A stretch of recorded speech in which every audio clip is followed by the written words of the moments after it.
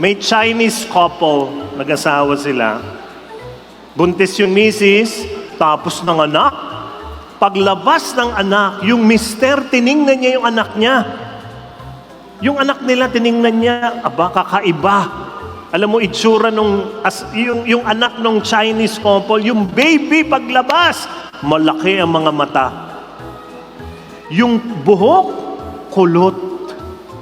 Yung balat, maitim. Kaya nagulat yung tatay.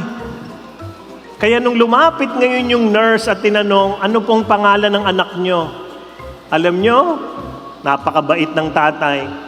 Binigyan ng Chinese name yung bata kahit ibang itsura.